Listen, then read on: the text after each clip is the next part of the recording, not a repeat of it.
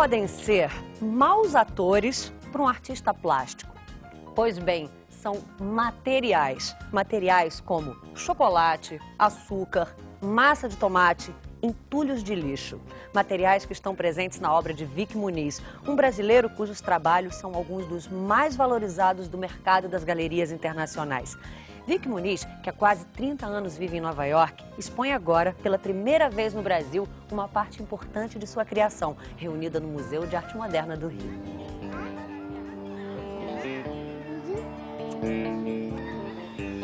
Podemos dizer que esta mostra, que ficará no Rio nos próximos 3 meses, indo só em abril para São Paulo, é a primeira retrospectiva de Vic Muniz.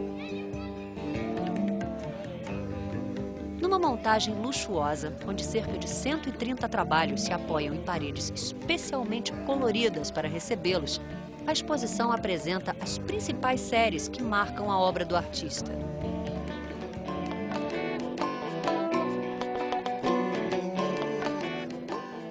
Leonel Kais é o organizador da exposição e há 1 ano ele se dedica à vinda dessa retrospectiva para o Brasil. Leonel, qual é a diferença da exposição aqui no Rio de Janeiro para esses outros museus que ela visitou?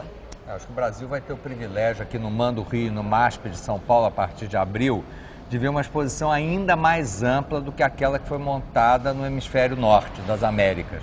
Ou seja, a exposição partiu de uma base e nós fomos engordando ela cada vez mais, com trípticos, polípticos, montagens de quebra-cabeça, as imagens com pigmentos, as imagens de papel, várias imagens mais recentes. Inclusive as imagens que estão aqui em torno dessa sala foram feitas aqui no Rio de Janeiro com os catadores de lixo de Jardim Gramacho.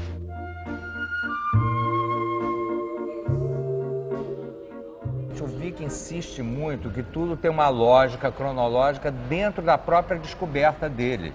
Ele, um rapaz que veio do interior de São Paulo, levou um tiro no pé, ganhou uma indenização, foi para os Estados Unidos, conquistou o mundo e foi com uma intuição muito poderosa, criando uma linguagem singular. O próprio Drummond diz assim, todo ser humano é um estranho ímpar.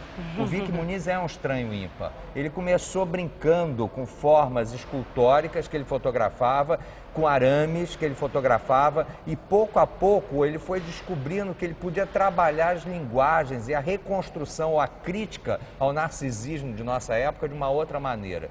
Então ele começou a trabalhar com diferentes experimentações, os famosos diamantes, o caviar, o chocolate, as geleias, enfim, todo esse trabalho dele. Então o Vic faz muita questão de que a exposição seja montada dentro de um labirinto da própria trajetória pessoal.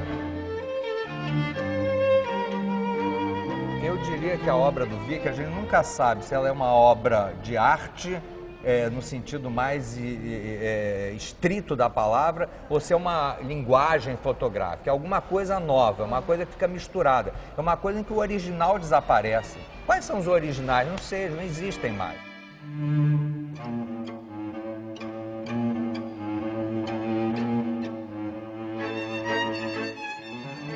São trabalhos que ficam longe do pitoresco, embora o uso de materiais inusitados chame sempre a atenção do nosso olhar, do da crítica e do mercado. Repare nessas fotografias. O artista descobriu que sua arte é a da documentação.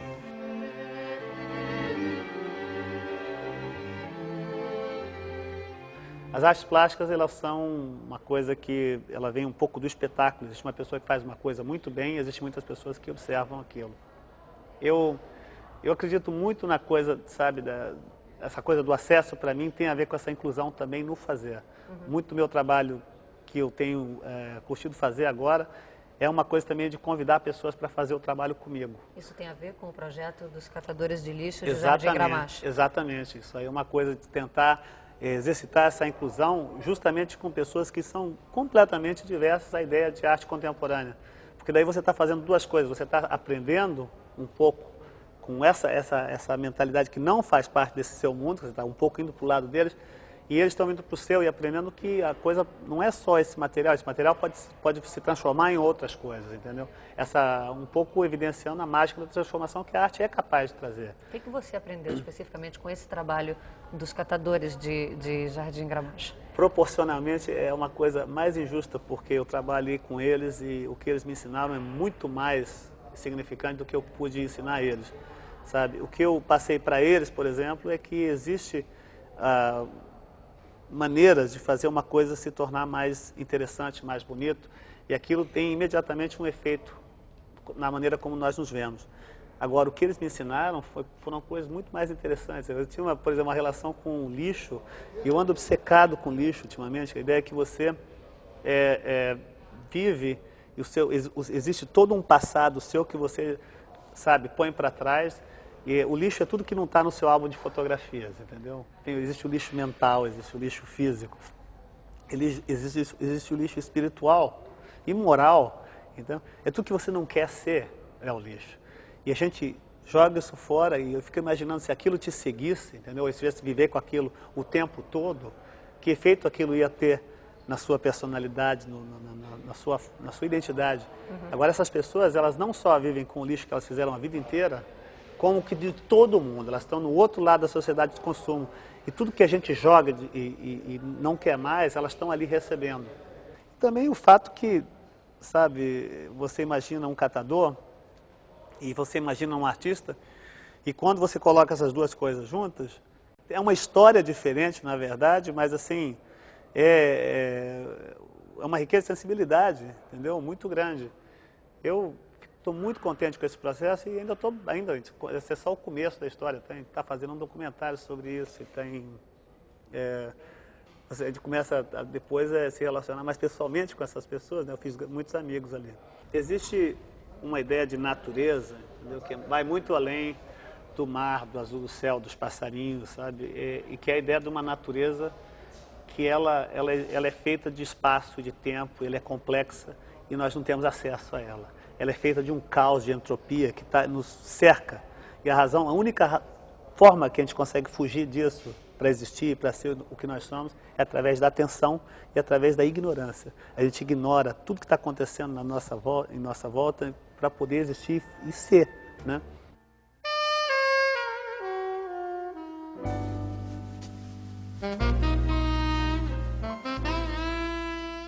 Feita de uma pessoa que olha para outra, uma coisa que acontece em sequência. Nós temos essa grande invenção, o poder de atenção, né? Que a gente vai de uma coisa a outra linearmente, e isso nos orienta, isso dá sentido, isso cria o que a gente chama de vida. Eu acho interessante que nessas obras onde você vê o lixo ele tem esse significado desse caos entrópico, das coisas que estão se mudando, que é tudo ao mesmo tempo. E aí, da onde está o ser humano ali no meio daquele lixo? Onde você vê essa pessoa que está trabalhando ali na rampa, separando as coisas? Ele está separando, né? E no separar ele ganha o dinheiro para ele ser alguém, né? A gente, na maneira de trabalhar isso, a gente faz um pouco uma coisa parecida. A gente limpa o que não é lixo e mostra o ser humano ali. Sabe? Você pensar, tudo é muito complicado e a gente consegue existir e a nossa própria identidade é uma mera simplificação. Vicky acredita que a arte é, sobretudo, a habilidade de olhar para uma coisa e enxergar outra. Só ela pode eternizar materiais tão efêmeros como o açúcar usado nos retratos de crianças caribenhas, de famílias pobres que cortam cana nas plantações.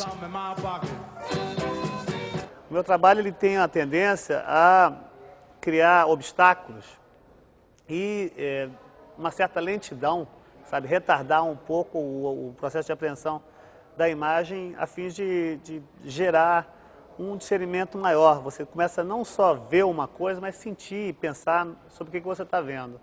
E a fotografia, nesse caso, ela tem um papel muito predominante, muito forte, porque a fotografia ela cria um vácuo, sabe, de uma certa ambiguidade entre o que está na sua frente e tem você olha uma imagem se eu tivesse feito uma imagem, por exemplo, com lixo, ou com plástico, ou com qualquer um desses materiais, e simplesmente tivesse fixado ela aqui, sem ser fotografado, você está vendo uma coisa e você fala, oh, isso é assim, isso é de outro jeito. Mas como eu fotografei essa imagem, você começa a perguntar, pô, quando que ele fez isso? Como que ele fez isso? Qual era o tamanho? Quanto tempo levou? E assim, é criar realmente uma camada de ignorância, entendeu? Que você te separa daquilo que aconteceu não sei quando, era de um certo tamanho, você não sabe. E tem uma brincadeira muito grande com escalas, com pontos de vista, sabe? Até a perspectiva, às vezes eu brinco com isso. Tem um vocabulário de truques. Pois é, esse vocabulário de truques faz com que, muitas vezes, o espectador fique completamente envolvido nessas perguntas, né? Porque quando a gente se aproxima e descobre um material inusitado, né, uma pintura, uma fotografia, nem eu mesmo já começo a embolar os nomes das técnicas. Uma pintura feita, uma fotografia de uma pintura, de um desenho feito com chocolate, né, isso passa a ser um assunto também. Né? Além da imagem, quer dizer, a gente ouve muito em relação à tua obra isso, né? Usa materiais inusitados como chocolate, como caviar, como diamante. Então o material passa a ser também uma questão fundamental nesse sentido. Sabe, eu acho que cada definição, ela cria uma espécie de... Ela é gratificante de uma certa forma. Até você se sentir embolado aqui, é uma coisa que é gratificante para mim. Porque é justamente isso que eu estou querendo criar, uma certa confusão. O que realmente mata uma imagem, culturalmente, é quando uma pessoa sabe tudo o que deveria saber sobre ela, ou pensa que sabe. Justamente por isso eu utilizo esse tipo de iconografia, que são coisas que você vê o tempo todo. Elas são ou ícones, ou são arquétipos, são coisas que você sabe, você já viu, você está acostumado, e por isso você tem uma tendência, quando você observa essa imagem, a fazer pouco caso dela. Eu já vi, aí você fala, peraí, né? Aí tem essa coisa que em inglês chama double take, você faz assim. Quando você olha pela segunda vez, você não está olhando, você está vendo. E aí começa todo um processo de falar, peraí, o que é isso? Isso é muito interessante para mim, eu acho que realmente o que separa de uma imagem, eu vou dizer uma imagem conceitual, uma imagem artística, né? De uma imagem que está sendo feita por alguma outra razão, ou uma imagem comercial, por exemplo, que você sabe exatamente o papel que ela está exercendo. As minhas não, o papel ele é tão confuso, é tão ambíguo, você que vai ter que definir na sua cabeça o que aquilo está fazendo. Existe alguma conexão, Vicky, em relação ao material que você está compondo aquela imagem e o tema relativo àquela imagem? Por exemplo, tem algum sentido a gente pensar no caviar ou a gente pensar nos diamantes em relação à figura que está retratada, por exemplo? Às vezes, lógico, essas coisas eu penso muito nisso, e às vezes eles têm uma relação que você está fazendo uma coisa completar a outra, e às vezes se você fizer o oposto, sabe, usar um material para ilustrar uma imagem que é completamente diferente do material, que não tem nada a ver com aquilo, funciona do mesmo jeito. Sabe? Cita um exemplo onde funcione, no caso, né? Onde esteja convergindo e no outro sentido onde não tenha nada a ver.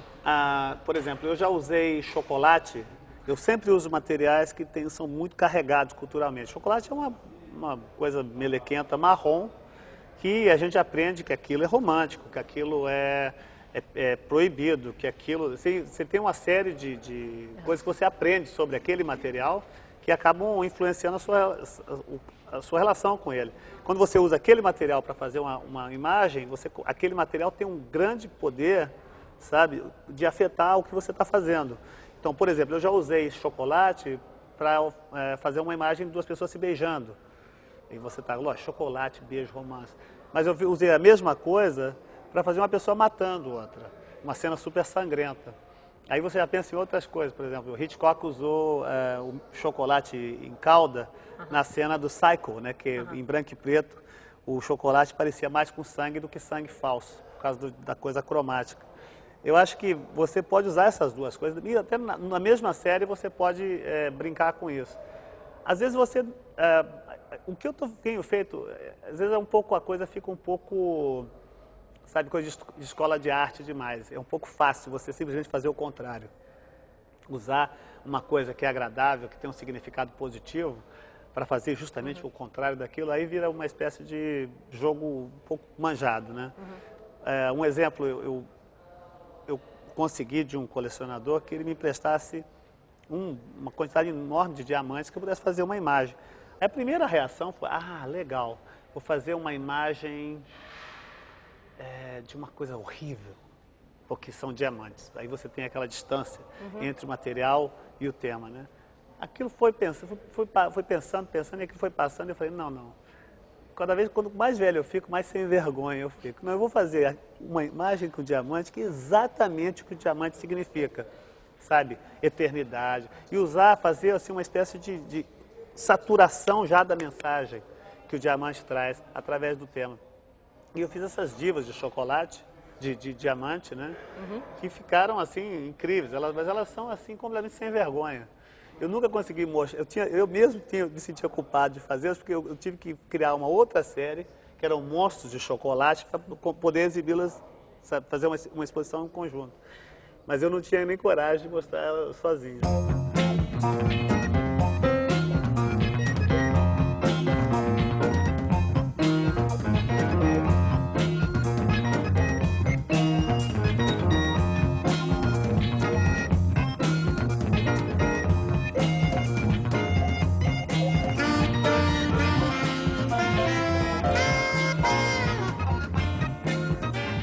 As montagens que ele fez com a Terra, ele tem que subir num avião para fotografar.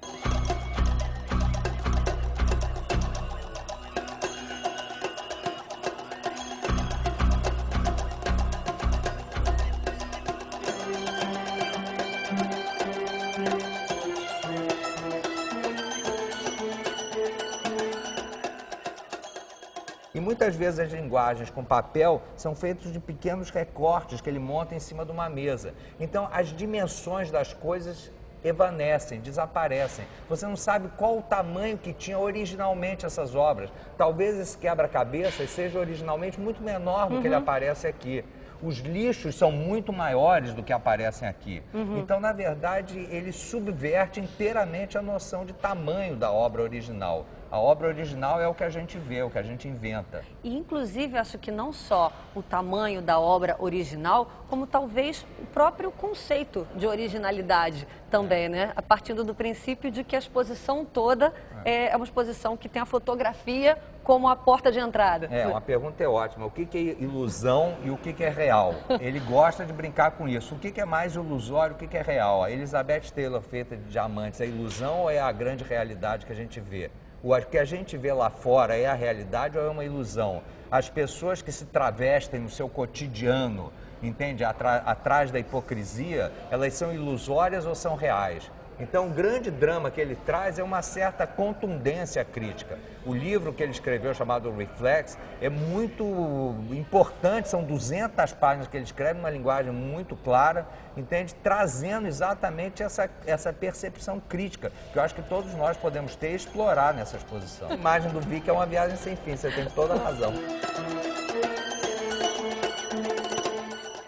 Agora, Vic, onde entram os clássicos nessa história, né? Porque essa aqui é uma exposição que a gente identifica de imediato algumas obras, né, que são clássicas da história da arte, né, tendo a pintura aí como carro-chefe. Em outras, o clássico está mais escondido. A gente vai acabar tendo ele como uma memória e daqui a pouco a gente vai lembrar onde que já viu aquela imagem. Qual é a sua viagem com as telas clássicas? Existe o clássico, existe o genérico também, né? O que eles chamam de genre, né? Você vai começar a ver uma coisa que, por exemplo, a mitologia é justamente uma das atividades de criar essas situações, né, que servem como exemplo de conduta, tanto que você usa a mitologia, por exemplo, o tempo todo, por exemplo, para explicar situações morais, né? Os psicólogos, filósofos sempre usam esses mitos todos, porque geralmente é uma simplificação da conduta humana, né? Eu, por exemplo, eu uso, no caso, mitologia seria um tema que é clássico, né? E trabalho com lixo, com sucata.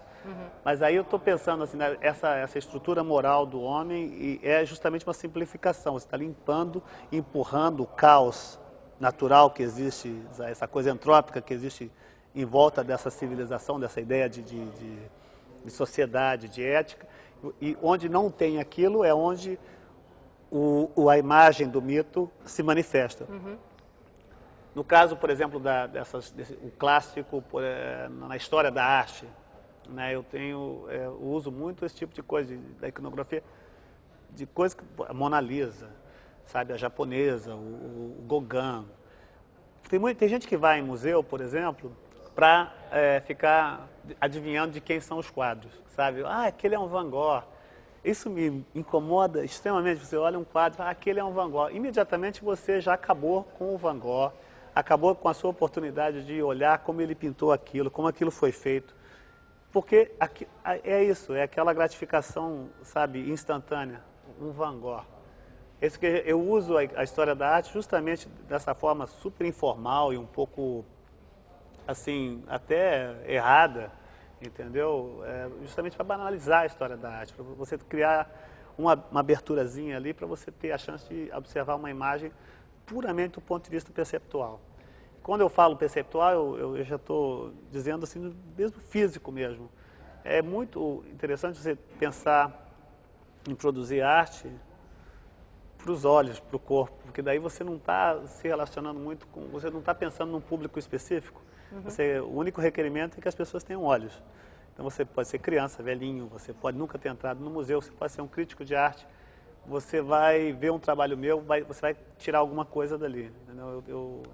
Eu acredito que o grande desafio do artista contemporâneo é de poder criar uma imagem que ela é profunda, ela é inteligente, ela é engajante e ao mesmo tempo ela é acessível.